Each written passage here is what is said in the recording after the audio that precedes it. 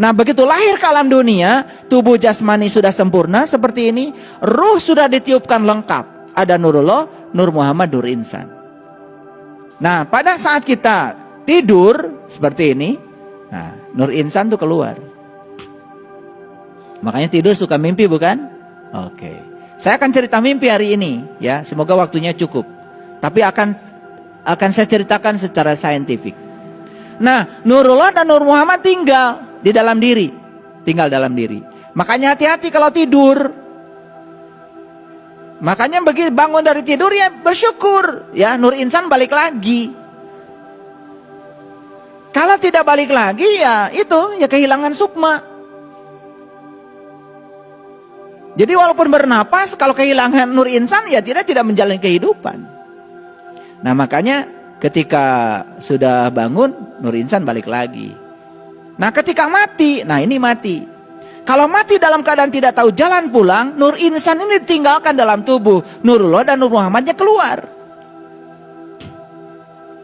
Nah, inilah mati dalam keadaan yang sangat mengerikan. Nah, ketika kita mati harusnya begini. Nurullah, Nur Muhammad, Nur Insan gumulu meninggal, keluar semuanya. Sehingga tubuh ini kosong. Nah, tubuh yang telah berhasil mengantarkan ketiganya menjadi gumulung manunggal, innalillah wa inna ilaihi rajiun, tubuh ini diterima dengan senang hati oleh bumi. Maka tubuhnya itu tidak lama di bumi. Hanya 40 hari sudah diterima oleh bumi. Nah, itu namanya mulih kajati mulang ke asal. Nah, sempurnalah kembali ke alam asal. Nah, inilah yang disebut dengan keabadian. Gitu. Nah, semua manusia itu ingin agar dia bisa mencapai keabadian yang semacam ini. Nah, tetapi banyak yang tidak tahu caranya. Disitulah perlu bimbingan seorang guru. Guru yang sudah mursyid tentu saja. Guru yang sudah mengalami. Bukan orang yang mengajarkan kita nyebrang ke laut sementara dia sendiri belum pernah nyebrang laut. Ya, tetapi kok banyak yang percaya ya sama dia. Luar biasa. Ya. Saya sering mengatakan kalau calo itu nggak pernah tahu tempat yang dituju. Jangan dikira loh di Cicahem calo yang bilang Garut, Garut pernah ke Garut. Mungkin belum pernah ke Garut. Tapi selalu ngajak kita ke Garut. Bahkan menunjukkan ini bis ke Garut. Padahal dia belum pernah ke Garut. Mungkin. Namanya juga calo. Paham ya? Nah, kita balik lagi ke sini. Jadi kemana jiwa itu pergi? Tentu saja jiwa itu menyatu kembali ke alam asalnya. Memenuhi ayat innalillah wa inna ilaihi rajiun. Kembali ke kekosongan kembali. Bisa mengerti? Oke, kita lanjutkan. Nah, gimana caranya supaya jiwa itu tahu tempat asalnya? Disitulah kita harus latihan mati selagi hidup. Nah, itulah pentingnya kita latihan mati selagi hidup. Gitu. Baik para sahabat. Ini episode yang berbeda. Saya akan cerita tentang kematian secara utuh sekarang. Kematian itu sesungguhnya adalah pengingat. Ulangi. Kematian itu sesungguhnya adalah pengingat. Mengapa begitu? Kematian itu selalu dekat. Dan kematian itu persis seperti bayangan kita. Iya. Pernah nggak kita berpisah dengan bayangan? Gak pernah.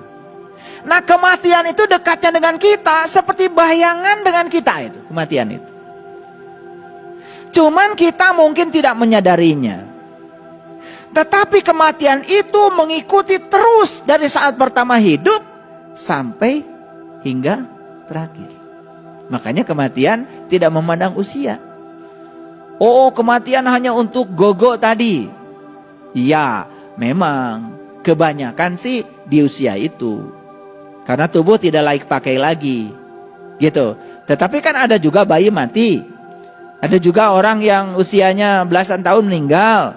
Ada juga umur likuran meninggal. Kan gitu. Ya. Jadi tidak memandang usia. Nah, kematian itu adalah proses. Sebagaimana hidup adalah proses. dan mereka berjalan bersama. Jadi kematian dan kehidupan itu bukan sesuatu yang terpisah. Persis seperti dua roda yang bergerak membawa itu gerobak. Coba gerobak yang ditarik oleh delman. Kalau rodanya cuma satu, nggak jalan. Karena rodanya dua, jalan. Nah, kehidupan dan kematian itu seperti itu, ya, berjalan beriringan seperti dua roda yang menggerakkan delman. Jadi bergeraknya delman karena ada dua roda. Tidak ada kematian kalau tidak ada kehidupan. Tidak ada kehidupan kalau tidak ada kematian. Jadi kematian dan kehidupan itu seperti kita dengan bayangan.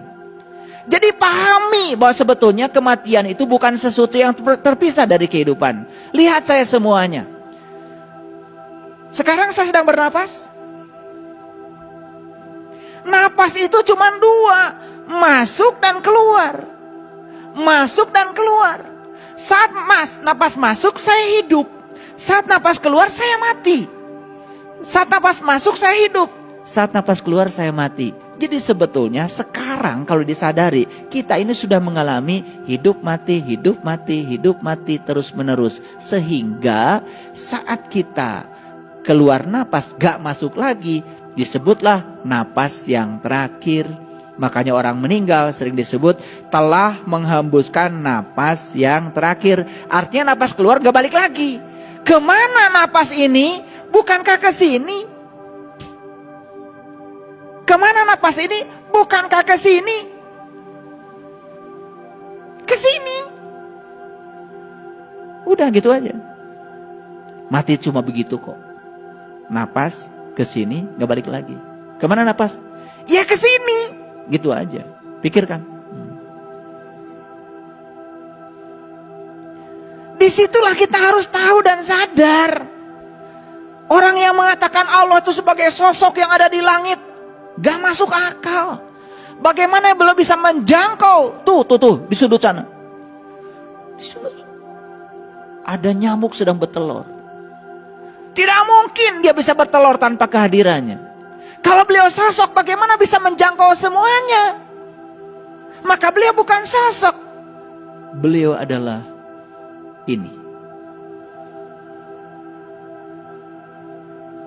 Tidak ada satu peristiwa pun yang tidak ada kehadirannya.